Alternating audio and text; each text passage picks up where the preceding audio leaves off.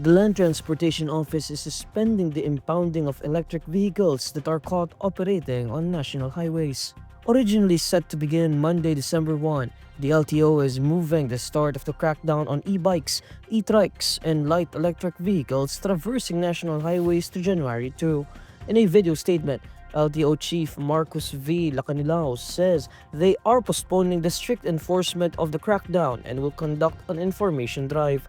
He says this will target electric vehicle owners to ensure they are aware that they cannot operate on national roads. Bilang tugon sa mga hinaing ng publiko, nais ko pong linawin, narinig ng ating Pangulong Bongbong Marcos at ni Secretary Giovanni Lopez ang inyong concern. Kaya pansamantalang walang impounding operation habang nagpapatupad muna kami ng malawakang information drive upang bigyan ng sapat na panahon ang lahat na maunawaan at makasunod sa umiiral na regulasyon.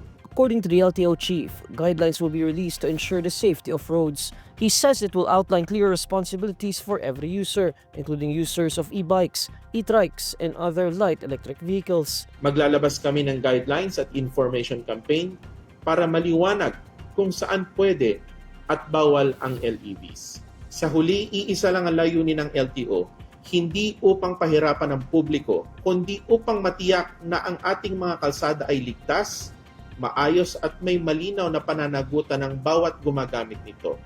Kasama na ang mga gumagamit ng e-bikes, e-trikes at iba pang LEVs. Lacanilao recently announced a ban on e-bikes and e-trikes on national highways, citing a rise in accidents involving the light electric vehicles.